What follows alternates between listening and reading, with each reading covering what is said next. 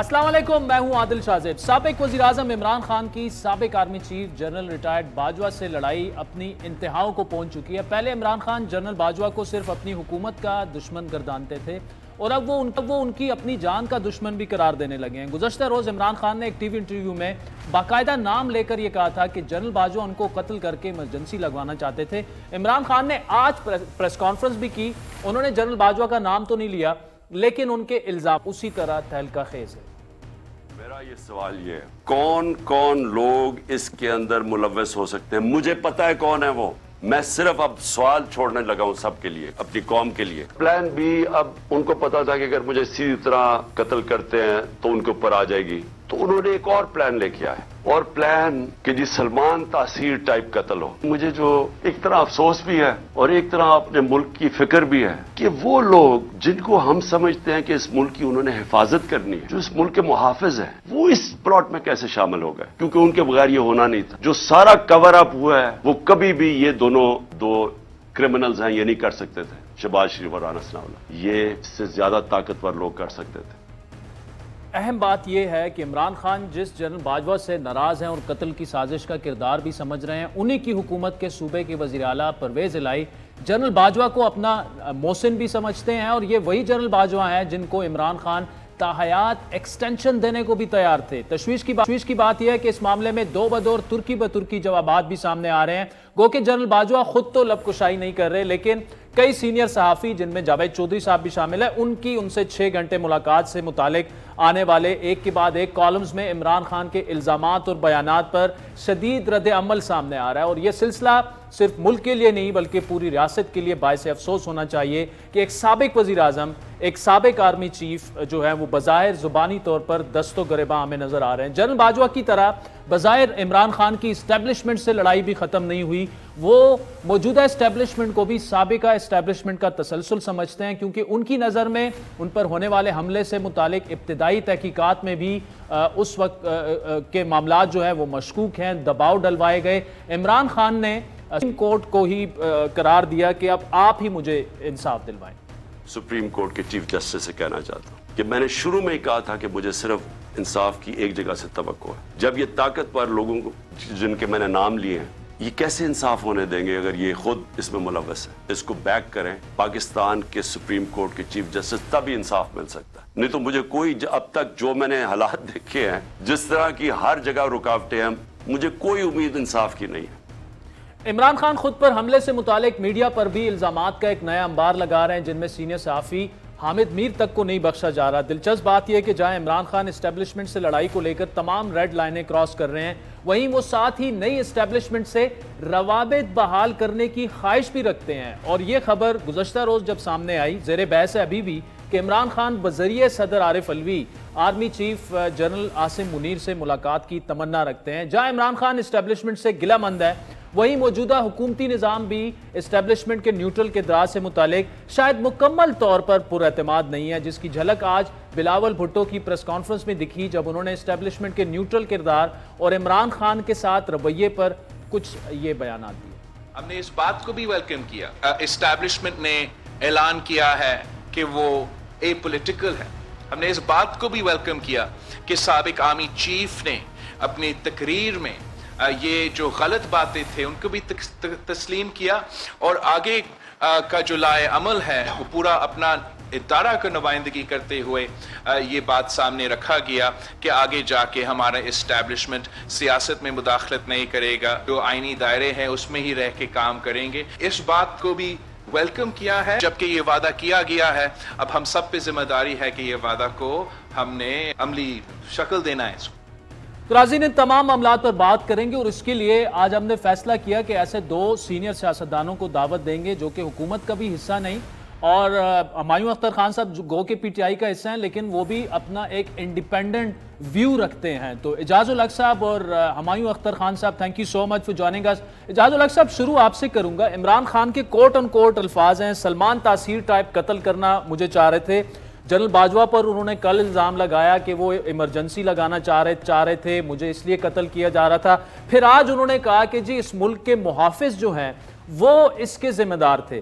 یہ اب دیکھیں جے آئی ٹی بنی, پنجاب میں ان کی گورنمنٹ ہے, پرویز الہی صاحب ان کے وزیر اعلیٰ ہیں, وہی سارے تحقیقات کر رہے ہیں.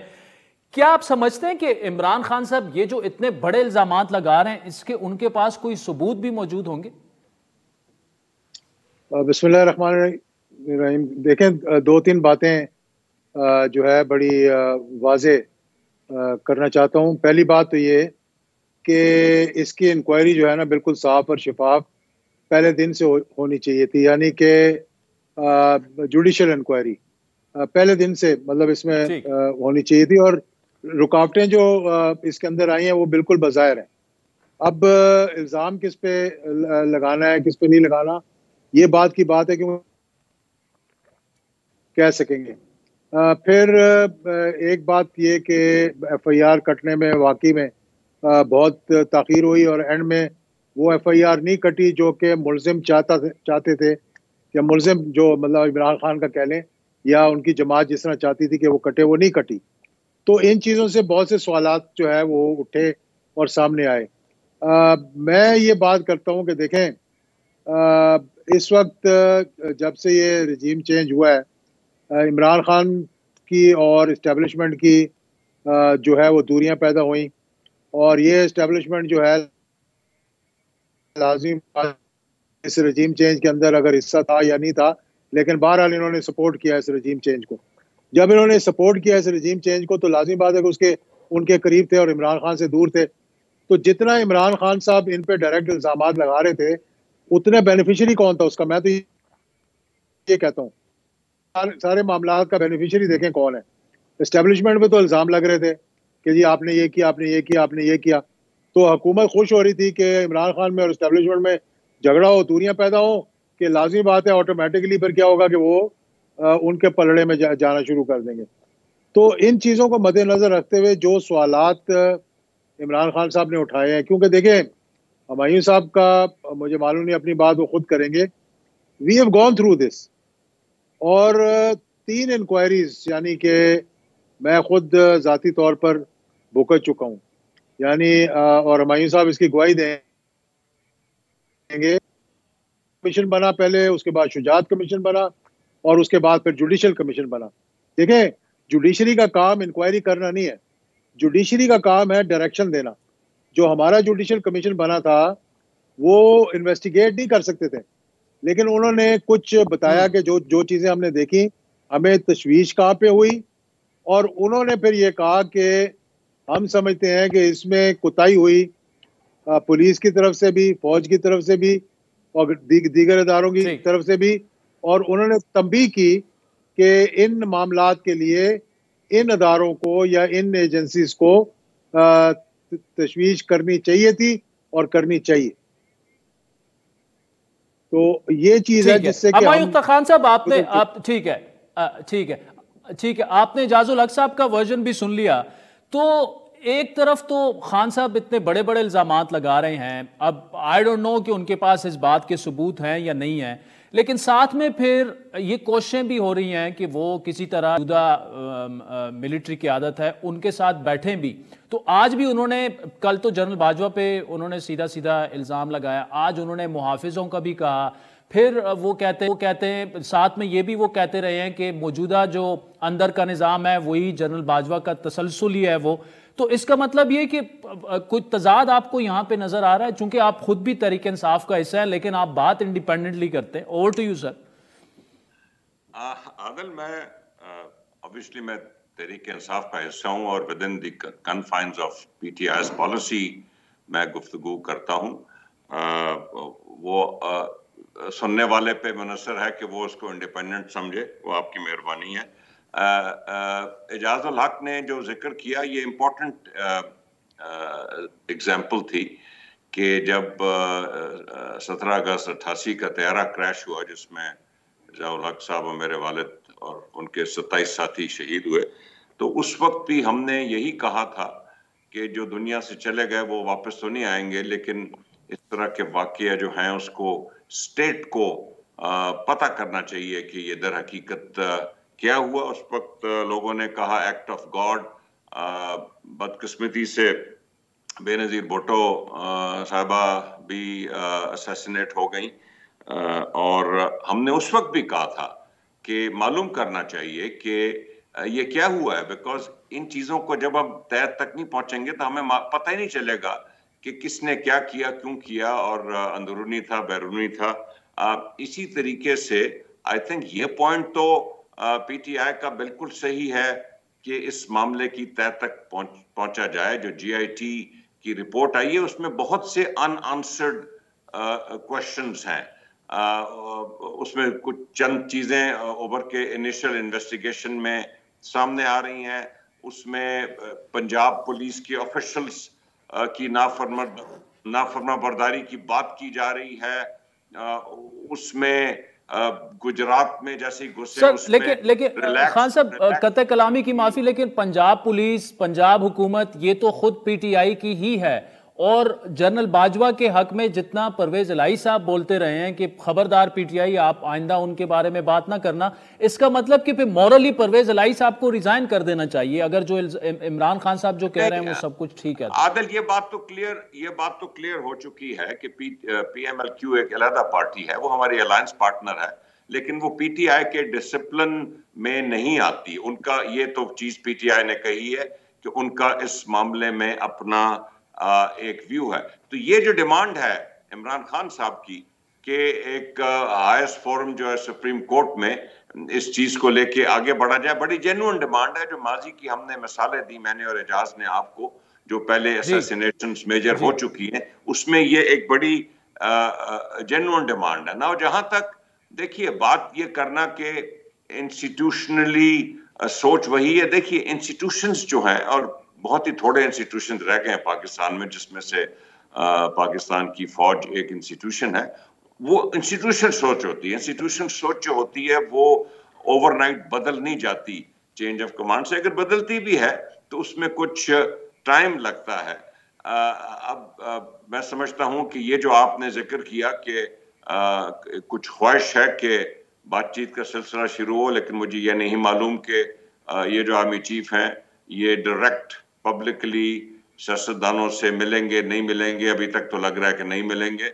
आईएसपीआर के जो बयानात आ रहे हैं वो भी आप देख रहे हैं कि बहुत ही अपॉलिटिकल हैं, कम बयानात आते हैं और सिर्फ प्रोफेशनल चीज़ों पे आते हैं। तो बट आई थिंक ये ख्वाहिश अच्छी है कि आपस में जितने भी स्टेक होल्डर्स हैं वो मिल के किसी न किसी तरीके से, एस्टेब्लिशमेंट के भी फोरम्स होते हैं जैसे ISI है, उसमें उसके थ्रू भी ये बातचीत हो सकती है।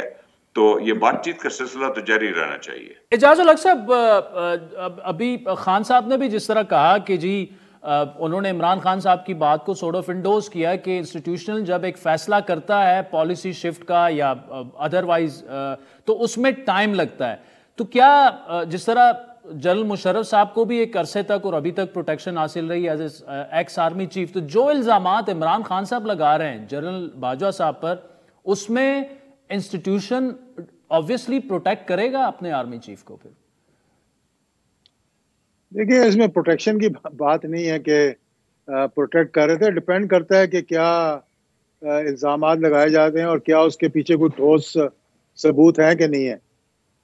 ठीक है, जनरल परवेज मुशर्रफ ने 3 नवंबर को जब इमरजेंसी लगाई थी उसका उन्होंने एमनेस्टी नहीं ली पार्लियामेंट से।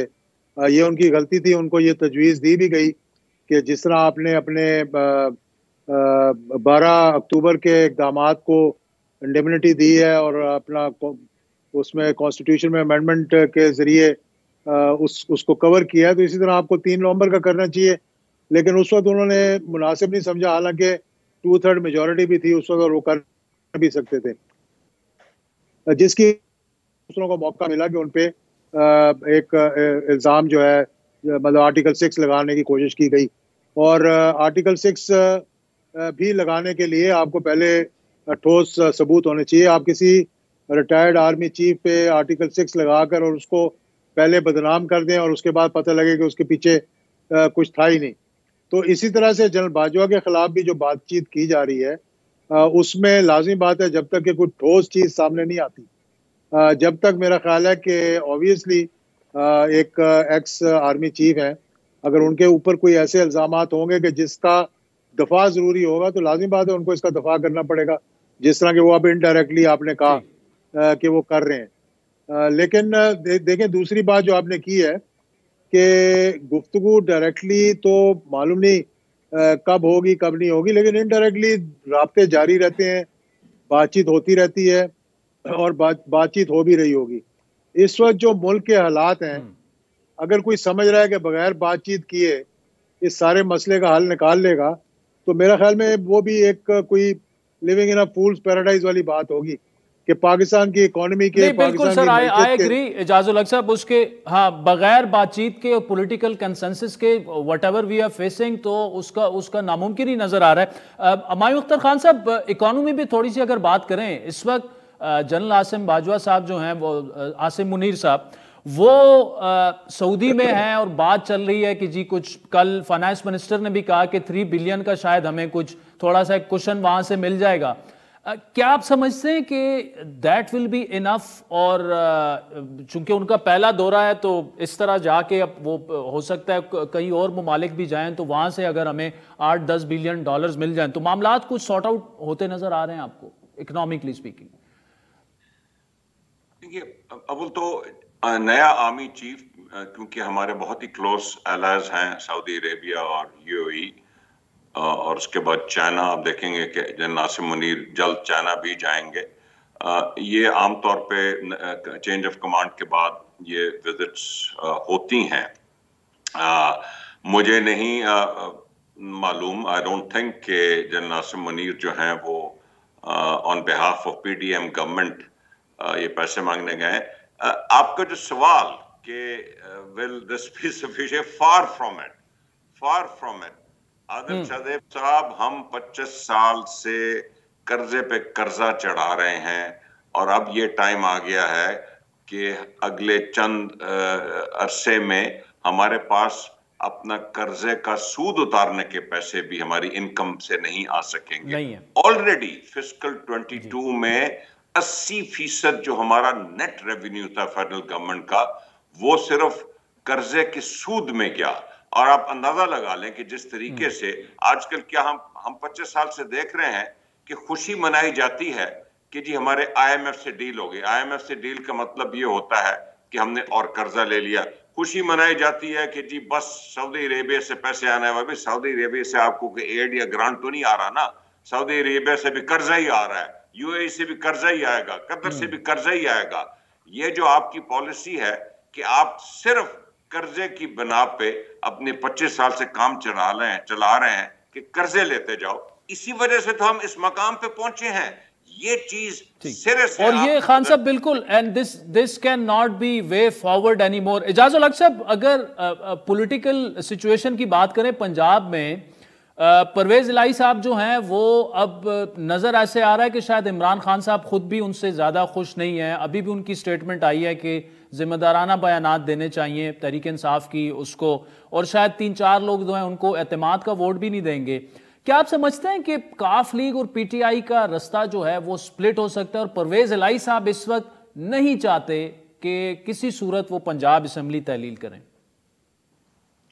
دیکھیں پرویز الہی صاحب بڑے منجے ہوئے سیاستدان ہیں، میرے خیال میں ان چند لوگوں میں سے ہیں جنہوں نے اتار چڑھاؤ دیکھا ہے سیاست کا، اور تقریباً ہر دور میں ایک پرومیننٹ رول انہوں نے پلے کیا ہے. میرا خیال ہے کہ عمران خان صاحب کو ان کی رائے سے ایگری کریں نہ کریں لیکن ان کے ساتھ بیٹھ کر مشورے ضرور کرنے چاہیے.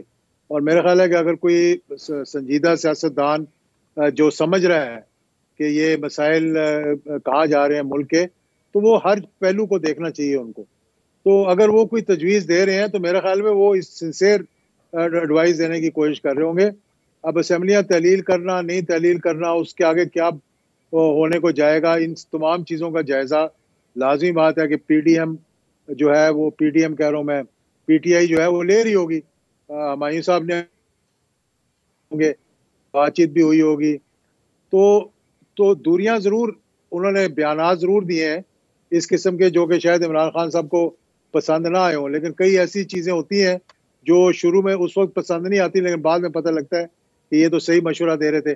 تو اس پہ غور ضرور کرنا چاہیے ان کے ساتھ بیٹھ کر کہ ہمیں کیا ہمارے what are pros and cons of doing this, بجائے اس کے کہ فوراً ناراض ہو جائیں. اور دوسری بات یہ جو میں بڑا کلیئرلی سمجھتا ہوں، اور یہ میں نے بھی خان صاحب سے میری بات ہوئی ہے، کہ دیکھیں اسٹیبلشمنٹ سے محاذ رہی کرنے سے آپ کو کوئی فائدہ نہیں ہے.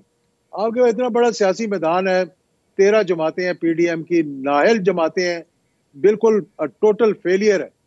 اور پہلی بات تو میں یہ، اور میں بڑے عرصے سے یہ سوچتا ہوں اور مجھے دکھ ہوتا ہے یہ سوچ کر کہ the prime minister of the country is a person جس نے 50 روپے کے اسٹیمپ پیپر پہ گارنٹی اور ایفیڈیوٹ دیا تھا، کسی کے لیے ایک گارنٹی دی تھی. تو کیا یہ کسی سنجیدہ یہ ہو سکتا تھا کہ جو شخص اتنا بڑا جھوٹ بولے وہ ملک کا پرائم منسٹر بن جائے؟ معذرت کے ساتھ میں یہ بات کر رہا ہوں. مجھے پتا ہے میرے ان کے ساتھ تعلقات بھی بڑے اچھے رہے جی، قریبی رہے ہیں. جو ہے یہ سوچنے کی ہیں، یہ غور کرنے کی ہیں. چلیں اعجاز الحق صاحب اور Humayun Akhtar Khan sahab, thank you so much for joining us. ناظرین، وقت ہوئے چاہتا ہے جس کے بعد سینیٹر سلیم مانڈوی والا ہمیں جوائن کریں گے اور پھر آپ کو کراچی لیے چلیں گے. مصطفیٰ کمال صاحب کی پی ایس پی جو ہے وہ ان قریب ایم کیو ایم پاکستان کا حصہ بننے جا رہی ہے. اس وقت ہمارے ساتھ پیپلز پارٹی کے سینئر رہنما سابق ڈپٹی چیئرمین سینٹ سینیٹر سلیم مانڈوی والا صاحب موجود ہے. مانڈوی والا صاحب، آج بلاول بھٹو نے پریس کانفرنس میں یہ کہا کہ وقت ثابت کرے گا کہ اسٹیبلشمنٹ کتنی نیوٹرل ہے. کیا آپ کی پارٹی ابھی بھی مشکوک ہے؟ جیسا کہ مطلب آج عمران خان صاحب نے کہا وہ خود بھی وزیر اعظم رہے اور انہیں اداروں کے اندر سے اطلاعات ملتی رہتی ہیں، تو کیا آپ بھی یہ سمجھتے ہیں کہ یہ معاملہ ہے اور اسی وجہ سے بلاول نے یہ بیان دیا کہ وقت ثابت کرے گا کہ اسٹیبلشمنٹ نیوٹرل ہے؟ میں یہ سمجھتا ہوں بلاول صاحب نے جو کہا ہے وہ اس لیے کہا ہے کہ جب یہ نیوٹرل کی بات آئی اور انہوں نے کہا کہ جی ہم اب پالیٹکس کو انڈیپینڈنٹلی چاہتے ہیں کہ پالیٹکس اب انڈیپینڈنٹلی چلے، سیاستدان اپنا فیصلہ کریں، پارٹیاں اپنا فیصلہ کریں، تو میرا خیال ہے انہوں نے ایک پازیٹیو وے میں یہ بات کی ہے بلاول صاحب نے، انہوں نے کوئی نیگیٹو وے میں بات نہیں کی. ٹھیک ہے. اور میں یہ سمجھتا ہوں کہ یہ اندر کی جو باتیں ہیں نا، یہ تو جی پہلی دفعہ تو نہیں ہے نا. اگر آپ نوٹس کریں پہلے بھی یہ چیزیں ہوتی رہی ہیں، اور جو لوگ چھوڑ کے جا چکے ہیں، پہلے آئی ایس آئی کے جو چیفز رہ چکے ہیں وہ کھلے عام آ کے سپورٹ کرتے رہے ہیں، ریٹائرمنٹ کے بعد سپورٹ کرتے رہے ہیں. تو یہ تو چیزیں ہم نے ہمیشہ پاکستان میں ہوتی بھی دیکھی ہیں. تو اگر اندر سے ان کے کوئی سپورٹرز ہیں تو کوئی نئی بات نہیں ہے. یہ تو ہمیشہ سے ہر پارٹی کے ساتھ یہ چیزیں ہوتی رہی. سٹیٹمنٹ بلاول نے آج دی سلیم صاحب کہ الیکشن میں تاخیر کی مخالفت کریں گے. اس کا مطلب ہے کہ کہیں نہ کہیں یہ بات ہو رہی ہے کہ انتخابات میں تاخیر ہو، اور اگر ایسا ہو تو پیپلز پارٹی اس کی مخالفت کرے گی. دیکھیں کانسٹیٹیوشن میں الیکشن ٹائم پہ ہونے، اور اگر الیکشن نہیں ٹائم پہ ہوتے تو اس کی کوئی سیریس وجوہات ہونی چاہیے. آپ کے کہنے سے، میرے کہنے سے، کسی اور سیاسی پارٹی کے کہنے سے. اور اس پہ بھی بلاول صاحب نے بالکل صحیح بات کی ہے کہ دیر ہیز ٹو بی، بھائی کیوں الیکشن ڈیلے ہو، اور الیکشن ڈیلے ہونے کا کوئی ریزن نہیں ہے. تو میں سمجھتا ہوں کہ ان کی بات بالکل جائز ہے، اور اگر وہ کوئی کہے گا کہ الیکشن کو ڈیلے کیا جائے تو وہ ہی ول اپوز اٹ. اور میں سمجھتا ہوں انہوں نے یہ بات بالکل صحیح کی ہے تاکہ لوگوں کے یہ مائنڈ میں نہ ہو کہ جی ہم فیور میں الیکشن کو ڈیلے کریں. اچھا، جو جاتے جاتے ایک بات کا اعتراف کر گئے کہ فوج کا ایک سیاسی کردار رہا ہے، اور 18 کے انتخابات جس طرح متنازع ہوئے وہ بھی اب اوپن ایک سیکرٹ ہے. بلوچستان عوامی پارٹی کو جس طرح بنایا گیا، اب وہی بلوچستان عوامی پارٹی کے زیادہ تر لوگ جو ہیں وہ پیپلز پارٹی میں جا رہے ہیں. تو کچھ تجزیہ کار یہ بھی کہہ رہے ہیں کہ اب شاید پیپلز پارٹی کی سہولت کاری ہو رہی ہے اور باپ پارٹی تحلیل ہو کر پیپلز پارٹی کے پاس جا رہی ہے. شاہزیب صاحب، اینالسٹ کا مجھے نہیں پتا وہ کس بیسس پہ یہ اپنے انالیسس کرتے ہیں. مجھے یہ پتا ہے کہ میرے سے روز، اور دیکھیں آپ ایک بات سمجھیں، جب آپ پارلیمنٹ میں ہوتے ہیں آپ کے تعلقات بنتے ہیں، آپ کے ساتھ پارٹیوں کے تعلقات بنتے ہیں، پارلیمنٹیرینز کے تعلقات بنتے ہیں. میرے تھرو کتنے بلوچستان کے لوگوں نے آ کے جوائننگ دی ہے. تو اس کا کیا میں مطلب سمجھوں گا کہ کوئی سہولت کاری کر رہا ہے؟ بالکل بھی نہیں. اور میں آپ کو ایک اور چیز بتاؤں, بلوچستان کی اور سندھ کی ایک نیچرل الائنس ہے, اور ہمیشہ بلوچستان نے پریفر کیا ہے کہ ہم سندھ کے ساتھ الائنس رکھیں, کیونکہ ان کے انٹرسٹ سندھ میں ہے, سندھ کے انٹرسٹ بلوچستان میں ہے, ان کی فیملیز ادھر ہیں, اور ان کا ایک کلچر سندھ کے ساتھ بہت ملتا ہے. تو بلوچستان کے لوگوں کا یہاں آنا ایک نیچرل فینومینا ہے, اس میں کوئی سہولت کاری نہیں ہو رہی. اور ابھی بھی میں آپ کو بتاؤں, میں خود کچھ بلوچستان کے لوگوں کے ساتھ ڈائیلاگ میں ہوں, جن کو میں کوشش کر رہا ہوں کہ وہ ہماری پارٹی میں. اچھا, ایم کیو ایم کے معاملات پر اگر بات کریں, آج بلاول بھٹو صاحب نے کہا ایم کیو ایم وفاق میں تو اتحادی ہے لیکن سندھ میں ہمیں ان کے نمبرز نہیں چاہیے. مطلب وہ یہ سمجھتے ہیں کہ ایم کیو ایم کے جو حلقہ بندیوں کے حوالے سے خدشات ہیں وہ انہیں دوبارہ سے کروانے کا کہہ رہے ہیں. اس کا مطلب یہ لیا جائے کہ ان کا جو مطالبہ ہے وہ پیپلز پارٹی نے فیصلہ کر لیا ہے کہ آپ نے نہیں ماننا وہ مطالبہ. دیکھیں, یہ بلاول صاحب ڈیسائیڈ کریں گے. یہ اگین ایک اس وقت ہمارے الائز ہیں ایم کیو ایم, اور یہ بلاول صاحب ڈیسائیڈ کریں گے کہ ہم نے کس ڈائریکشن میں جانا ہے اور کہاں ان کے ساتھ لڑنا ہے, کہاں ان کے ساتھ نہیں لڑنا. یہ again this is all political arrangements, discussions, اور یہ ہوتے رہتے ہیں. مطلب اس کو لوگ اینی پولیٹیکل ڈسکشن کو یا اینی پولیٹیکل ڈس ایگریمنٹ کو لوگ اس کو یہ سمجھتے ہیں کہ پتہ نہیں اب اس کے بعد کیا ہونے والا ہے. دیکھیں, پالیٹکس میں یہ چیزیں روز صبح کچھ سچویشن ہوتی ہے, شام کو کچھ سچویشن ہوتی ہے. تو اس کو اتنا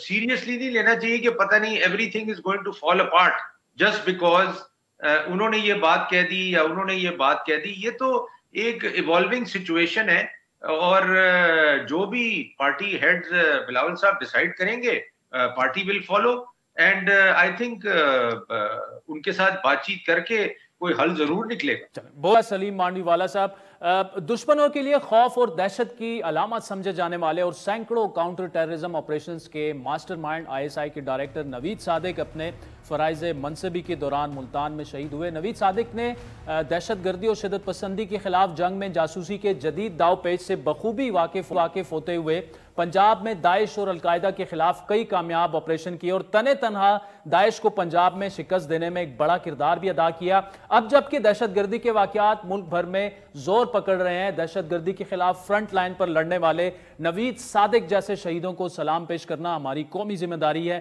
یہ وہی لوگ ہیں ناظرین جو اپنی جان کا نذرانہ پیش کر کے ملک کی حفاظت کر رہے ہیں. نوید صادق کو حکومت پاکستان نے ان کی خدمات کے اعتراف میں 2021 میں پاکستان کے دوسرے بڑے سول اعزاز ستارہ جرأت سے بھی نوازا تھا. اللہ تعالیٰ انہیں اپنے جوار رحمت میں جگہ عطا فرمائے. وقت وہ چاہتا ہے جس کے بعد ہم آپ کو کراچی لیے چلیں گے. پی ایس پی کے سربراہ مصطفیٰ کمال صاحب ہمارے ساتھ موجود. پاکستان کی سیاست میں غیر یقینی اور عدم استحکام تو ہے ہی, لیکن ایسے میں ایم کیو ایم پاکستان کو متحد کرنے کی کوششوں نے کراچی اور سندھ کی سیاست میں ایک بھونچال سا کھڑا کر دیا ہے. متحدہ کو متحد کرنے کی کوششوں میں آئے روز تیزی دیکھنے میں آ رہی ہے, لیکن تاحال ان کوششوں کا اب تک کوئی سیر حاصل یا ٹھوس نتیجہ جو ہے ہمارے سامنے نہیں آ سکا.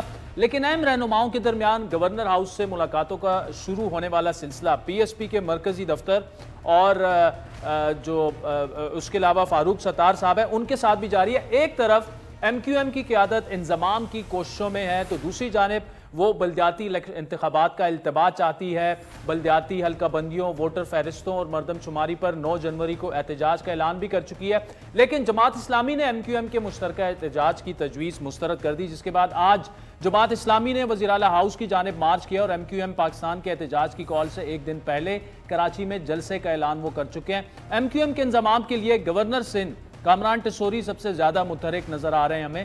وہ نہ صرف اس انضمام کے لیے پرامید بلکہ ان کی نظر میں ایم کیو ایم ایک بار پھر کراچی کی سیاست میں ابھر کر سامنے آئے گی.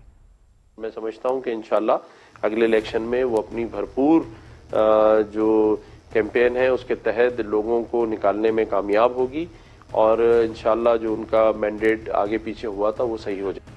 ایم کیو ایم پاکستان کے الحاق میں پاک سرزمین پارٹی کا کلیدی کردار ہوگا اور مصطفیٰ کمال کے بغیر جو ایم کیو ایم پاکستان کو دوبارہ سے منظم اور ایک دوسرے کے ساتھ ضم کرنے کا ایک جو کام ہے یا پروجیکٹ اسے کہہ لیں وہ پائے تکمیل تک نہیں پہنچ پائے گا. آپ کو یاد دلاتے چلیں کہ مصطفیٰ کمال کی سیاست میں واپسی کافی جارحانہ تھی. وہ اس سارے عمل میں بظاہر جو ہیں وہ اس وقت ان سے بات کریں گے کہ کیا وہ سوچ رہے ہیں. پی ایس پی سے متعلق گورنر سندھ نے کل ہمیں جو ہمارے شو میں بتایا, پہلے وہ سن لیں. مصطفیٰ کمال بھائی نے بہت بڑے پن کا مظاہرہ کیا جب وہ مجھ سے ملے تھے. تو وہ شہر کراچی کی ترقی اور خوشحالی کے لیے ہر ممکن اقدامات کے لیے تیار ہیں اور ان کا جذبہ بہت زیادہ ہائی ہے. میں اس کی قدر کرتا ہوں. اب ماضی قریب تک ایم کیو ایم پاکستان کے شدید ناقد رہنے والے مصطفیٰ کمال کیا ایم کیو ایم پاکستان میں واپسی کے لیے تیار ہیں؟ اس پر گفتگو کریں گے. ہمارے ساتھ خود موجود ہیں پی ایس پی کے سربراہ مصطفیٰ کمال صاحب. Mustafa Kamal sahab, thank you so much for joining us. یہ بتائیے گا کہ آپ سے خالد مقبول صدیقی کے ہمراہ وفد نے ملاقات کر لی, پھر اس کے بعد معاملات کچھ آگے بھی بڑھے, پھر آپ کی پارٹی کا اہم اجلاس ہونا تھا جو ملتوی ہو گیا. کیا ابھی بھی آبسٹیکلز ہیں یا مائنڈ بن رہا ہے آپ کا ایم کیو ایم پاکستان میں دوبارہ سے اپنی پارٹی ضم کرنے کا؟ تھینک یو ویری مچ عادل بھائی. ایکچولی دیکھیے سارا معاملہ شروع کیسے ہوا کہ ہم یہ بات سن بھی رہے ہیں کہ ہم نے اپنے آپ کو الاؤ کیا کہ ہم سے کوئی یہ بات بھی کرے. ہم نے 7 سالوں تک یہ بات سنی بھی نہیں ہے نا, اور کسی کو یہ الاؤ بھی, لوگ آتے تھے ہمارے پاس یہ بات کرنے کے لیے کہ بھئی یہ سپلٹ ہوا ہے, ایک ہو جاؤ, سب بہت سارے لوگ آتے تھے اور باتیں کرتے تھے. وہ ایک بڑی سیریز ہے 7 سالوں میں, لیکن ہم نے کبھی بھی اس چیز کو انکریج نہیں کیا کیونکہ ہم ایک مقصد کے تحت آئے تھے. دیکھیں جب میں نے 2016 3 مارچ 2016 کو آیا ہوں تو میں الطاف حسین صاحب کا بلو آئٹ بوائے تھا, میں سینیٹر تھا 2012-13 میں رابطہ کمیٹی کا ممبر تھا. مجھے کوئی الطاف حسین صاحب سے پرسنل انہوں نے میرے ساتھ کچھ بھی برا نہیں کیا تھا, کوئی بھی مجھ سے چیز نہیں چھینی تھی, کوئی بھی میرے ساتھ جو ہے وہ ناانصافی نہیں ہوئی تھی. لیکن جہاں میں تھا وہاں پر جب اللہ تعالیٰ نے پردے اٹھائے ہمارے سامنے سے, ہمیں اس لیول پہ لے کر گیا تو ہم نے دیکھا کہ قوم کے لیے, اجتماع کے لیے, لوگوں کے لیے, انسانوں کے لیے اچھے فیصلے نہیں ہو رہے. اور ہم نے پہلے اس کو صحیح کرنے کی کوشش کی, الطاف حسین صاحب کو صحیح کرنے کی کوشش کی, ہم نے اس کو ری ہیب کروایا, ان کو بہت ساری چیزیں کی. پھر 5 سالوں تک کوشش کے بعد پھر ہم ان کو چھوڑ کے چلے گئے. اور پھر 3 سالوں کے بعد 2013 سے 2016 3 سالوں کے بعد جب رک نہیں رہے تھے اور یہاں پر لوگ لاپتہ ہو رہے تھے, میری قوم کے لوگ مارے جا رہے تھے, شہداء قبرستان جا رہے تھے اور ایک تباہی بربادی تھی, اور روزانہ وہ بیٹھ کر ٹی وی پہ روزانہ اس پاکستان کو, اسٹیبلشمنٹ کو, جرنیلوں کو گالی بکتے تھے اور صبح مہاجر نوجوان پکڑا جاتا تھا, مارا جاتا تھا. تو میں نے اور انیس قائم خانی صاحب نے آ کر اس وقت حق کی صدا بلند کی کہ جب سچ بولنے کی سب سے چھوٹی سزا اس شہر میں موت ہوا کرتی تھی, اپنے ساری چیزوں کو چھوڑ کر. بتانا میں چاہتا ہوں کہ میرا وہ قدم بھی عوام کے لیے, لوگوں کے لیے, میری ذات کے لیے نہیں تھا, میرے ذات کے خلاف تھا. وہاں آج بھی میں جو سوچ رہا ہوں 3 سالوں 7 سال ہو گئے, آج کیا ہو گیا ہے, آج یہ ہو گیا ہے کہ یا تو دیکھیں 2016 23 اگست کو ایم کیو ایم بنتی نہیں تو سارا مینڈیٹ ادھر آ گیا. ایم کیو ایم پاکستان نہیں بنتی, جب الطاف حسین صاحب نے ایم کیو ایم پاکستان مرد آباد کا نعرہ لگایا تھا تو ایم کیو ایم ختم ہو گئی تھی اس دن. پھر 1 دن کے بعد ایم کیو ایم پاکستان بنا دی گئی. تو اگر ایم کیو ایم نہیں بنتی تو مینڈیٹ سارا ادھر آ جاتا اور لوگ کنفیوز نہیں تھے. لیکن 2016 میں جب ایم کیو ایم بن گئی اور پی ایس پی بھی موجود رہی تو لوگ کنفیوز ہو گئے. جو بڑا مینڈیٹ ہے اردو بولنے والوں کا شہر میں, اسی سے تمام پختون, پنجابی, سندھیز, بلوچ جڑتے ہیں نا, تو جو بڑا مینڈیٹ تھا وہ کنفیوز ہو گیا, اسپلٹ ہو گیا, کچھ خاموش ہو گیا. اس کا فائدہ یہ ہو رہا ہے کہ آج کی حکمراں جماعت 7 سالوں میں اب اس شہر کو بھی اپنی ایڈمنسٹریشن سے قبضہ کرنے کے لیے اپنی جو ہے وہ تیاری کیے بیٹھی ہے. اور دیکھیے جو پیپلز پارٹی نے 15 سالوں سے حشر کیا ہے شہر کا, اور مصطفیٰ بھائی اچھا مجھے بڑا تفصیلی آپ نے جواب دیا. مجھے یہ بتائیں آپ کی تو آخر میں جو آپ نے کہا اس کا کہ ذہنی طور پر پی ایس پی اب تیار ہے, اس کی وجہ جو بھی ہو کہ جو ایک ووٹ سپلٹ ہو گیا ہے, وائڈر مینڈیٹ اب دونوں پارٹیوں کے پاس نہیں رہا, مطلب آپ ذہنی طور پر تیار ہیں کہ پی ایس پی جو ہے وہ ایم کیو ایم پاکستان میں ضم ہو جائے, آلدو تفصیلات طے ہونا باقی ہوں گی؟ دیکھیے عادل بھائی ایسا ہے کہ میں بالکل اس کو آپ کی دوسرے سوال کے جواب میں بھی اپنی بات کمپلیٹ کر لوں گا تو وہ میری بات پوری ہو جائے گی. دیکھیے ہم یہ چاہتے ہیں کہ میں اپنی آج اگر میں یہ فیصلہ اگر میں سن بھی رہا ہوں تو یقیناً لوگوں کو مجھے بھی اپنی کہی بھی ساری باتیں یاد ہیں, اور لوگوں کو بھی اپنی تمام چینلز کو تمام لوگوں کو میری کہیں بھی بات ساری یاد ہے، کیونکہ میں نے جب مخالفت کی ایم کیو ایم کی تو میں نے ٹکا کے مخالفت کی ہے، میں نے کوئی منافقت نہیں کی بیچ میں۔ آج اگر میں مفاہمت چاہتا ہوں تو میں اس میں بھی منافقت نہیں کرنا چاہتا۔ آج کے حالات اور سچویشن کے حوالے سے میری انا تو یہ کہتی ہے کہ بھائی یہ بات سنو بھی نہیں، میرے اندر کا انسان تو کہتا ہے کہ بھائی یہ بات سنو بھی نہیں، مانو بھی، بھلے ہم اکیلے رہ جائیں گے، کچھ نہیں ہوتا، اور ہم جو ہے وہ ابھی لڑیں گے، چیزیں کریں گے، لیکن شاید میری انا کو تسکین پہنچ جائے، لیکن ہمارے اس فیصلے سے اگر وہ بھی لوز کرتے ہیں، ہم بھی لوز کریں، تو یہاں پر جو عوام کے خلاف جو چیزیں آئیں گی اس کا خمیازہ 3 کروڑ لوگوں کو اور اس کے بعد پورے پاکستان کو بھگتنا پڑے گا۔ تو میں آج اپنی انا کو ٹھیس پہنچاتے ہوئے اور اپنے آپ کو پیچھے کرتے ہوئے میں اس بات کو کنسیڈ کرنے کے لیے تیار ہوں کہ ہاں کوئی بھی آپشن کریٹ ہو جہاں سے ہم بہتری لے کر آ سکیں، لوگوں کے اعتماد کو بحال کر سکیں، اور ہم اس شہر کی ریئل اونرشپ کو جو ہے وہ ہم میں یہ بڑا کلیئر کٹ آپ کا مصطفیٰ صاحب سٹانس، ٹھیک ہے، بڑا کلیئر کٹ مصطفیٰ کمال بھائی آپ کا سٹانس اب سامنے آ گیا۔ اس میں جو obviously جہاں تک مجھے پتا ہے ابھی تفصیلات طے ہونا باقی ہیں، لیکن جو 3 اہم چیزیں، ایک تو یہ کہ خالد مقبول صاحب کنوینر ہی رہیں گے اور جھنڈا اور انتخابی نشان ایم کیو ایم کا ہی ہوگا جو کہ پتنگ ہے، اس انڈرسٹینڈنگ کو لے کر آگے پھر مذاکرات ہوں گے؟ عادل بھائی ایسا ہے کہ خالد مقبول صاحب جب ہمارے پاس آئے تھے تو وہ ہمارا پہلا بالواسطہ یا بلا واسطہ رابطہ ایم کیو ایم سے ہوا۔ اس سے پہلے 2 ہماری ملاقاتیں ہوئیں، ایک گورنر صاحب نے ہمیں اپنے پاس بلایا تھا، دوسرے وہ ہمارے پاس آئے تھے، لیکن ان ملاقاتوں میں ایک سرسری سی عبوری قسم کی باتیں ہوئیں اور اس میں کوئی مذاکرات یا کوئی اس طرح کی بات، مذاکرات تو پارٹی سے ہوگی، ظاہر سی بات ہے، پارٹی کے حوالے سے تو خالد مقبول صدیقی بھائی اپنے وفد کے ساتھ آئے تھے اور انہوں نے کھل کر میڈیا کے سامنے بھی بات کی اور ہمیں بند کمرے میں بھی بات کی کہ بھائی یہ حالات ہیں اور ہمیں جو ہے وہ یکجا ہو کر کوشش کرنی چاہیے، ہمیں یکجا ہونا چاہیے۔ وہ یہ بات رکھ کر کے گئے ہیں اور یہ پھر یہ بات ہوئی تھی کہ ہم اس کے بعد دوبارہ بھی ملیں گے۔ تو آپ جو سوال کر رہے ہیں اس طرح کی ابھی ہم اس اسٹیج پر نہیں آئے ہیں، ابھی تو صرف یہ والی بات ہے کہ ہاں ہمیں جو ہے ہم کنسیڈ کریں اس والی بات کو کہ ہمیں مل کر کوئی جدوجہد کرنی چاہیے اور اس کو جو ہے وہ ہم اپنی ذاتیات سے اور جو غلطیاں ڈیفینیٹلی جو ہے میرے کچھ پوائنٹس ہوں گے ہیں، ہم کہتے رہیں کہ بھائی ایسے کرنا چاہیے ویسے کرنا چاہیے۔ میں بہت پہلے سے بھی کہہ رہا ہوں کہ بھائی دیکھیں ایم کیو ایم کے پاس پاور ہے، ایم کیو ایم آج بھی حکومت کا حصہ ہے، ایم کیو ایم کے پاس ایم کیو ایم کی وجہ سے حکومت چل رہی ہے، تو ڈیفینیٹلی پہلے اگر میں جو ہے میڈیا پہ بیٹھ کر اپنی رائے دیتا تھا تو آج اگر میرے پاس اگر یہ آپشن ہو کہ ہم بند کمرے میں بیٹھ کر یہ رائے دے سکیں، جو کہ میری ذات کے لیے نہیں ہوگی یہ بات، ڈیفینیٹلی جو ہے اجتماع کے لیے اور اجتماعیت پہ بات ہوگی، تو ہم یہ کام کرنے کے لیے تیار ہیں۔ کیا شیپ ہوگا اس کا، کس جھنڈے کے نیچے جائیں گے، کیا باتیں ہوں گی، ان تمام چیزوں پہ ابھی بات ہونا باقی ہے، یہاں تک ابھی ہم پہنچے نہیں ہیں۔ اچھا ٹھیک ہے مصطفیٰ صاحب، آخر میں اجتماعیت کی چونکہ آپ بات کر رہے ہیں اور آپ کراچی کے اور سندھ کے عوام کی خاطر آپ نے کہا کہ آپ اپنی انا کو قربان کرنے کے لیے بالکل تیار ہے، تو اس کا مطلب یہ ہوا کہ اجتماعیت میں پھر جو بھی فیصلے ہوئے، جو بھی جھنڈا ہوا، جو بھی انتخابی نشان ہوا، جو بھی ایم کیو ایم کا کنوینر ہوا، اس کو مان کے پھر آگے چلا جائے گا؟ دیکھیے 2 باتیں ہیں شاہد بھائی، ایک تو ہماری کوئی پری کنڈیشنز نہیں ہے، دوسری بات یہ کہ مصطفیٰ کمال انیس قائم خانی کو اللہ نے وہ عزت دی ہے کہ ہمیں عہدے ہمارا رتبہ نہیں بڑھا سکتے، ہمارے نام جو ہے نا اللہ نے ایسے بنائے، الحمدللہ ہم سے ایسے کام کروائیں کہ ان عہدوں کو تو ان عہدوں کے ٹیکس کو تو شاید ہماری ضرورت ہو، ہمیں ان عہدوں کے ٹیکس سے میری کوئی افادیت نہ بڑھ جاتی ہے نہ کم ہوتی ہے۔ اللہ نے ہم سے جو کام کرانا تھا، جو ہم نے کام کیا اور آگے بھی جو کریں گے، ہماری ذات اللہ تعالیٰ نے ایسی بنائی ہے، رب نے بنائی ہے، میرا کوئی اس کے اندر کمال نہیں ہے۔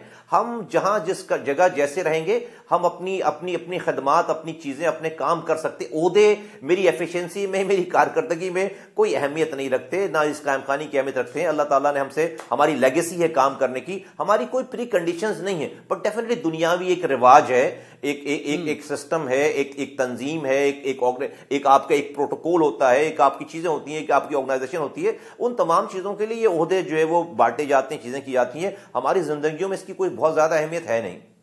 ٹھیک ہے مصطفیٰ صاحب، آخر میں پی ٹی آئی یہ سمجھتی ہے، بلکہ عمران اسماعیل نے ہماری شو میں یہ کہا تھا کہ یہ سب کچھ ہو رہا ہے، ایم کیو ایم کو دوبارہ سے اکٹھا کیا جا رہا ہے، سارے groups including P S P, تاکہ پی ٹی آئی کا ووٹ بینک توڑا جائے، اور یہ سب کچھ کروایا جا رہا ہے ایم کیو ایم سے اور پی ایس پی سے، تو یہ کون کروا رہا ہے آپ سے یہ سب کچھ؟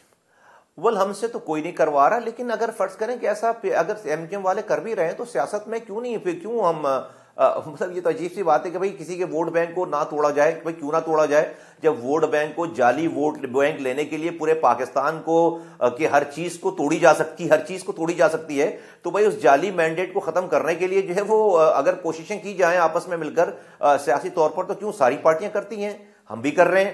تو اس کا مطلب ہے کہ اگر کسی کو یہ خیال آ رہا ہے کہ ان کا مینڈیٹ جو ہے وہ ڈسٹرب ہوگا, تو اس کا مطلب ہے کہ we are on a right path, then ہم تو پھر ٹھیک راستے پر ہیں پھر. ٹھیک, چلیں. Mustafa Kamal sahab, thank you so much for joining us. ناظرین آج پر فیڈ بیک ضرور دیجیے گا. ہمارا ٹویٹر ہینڈل ہے @عادل شاہ زیب. اجازت دیجیے, خدا حافظ.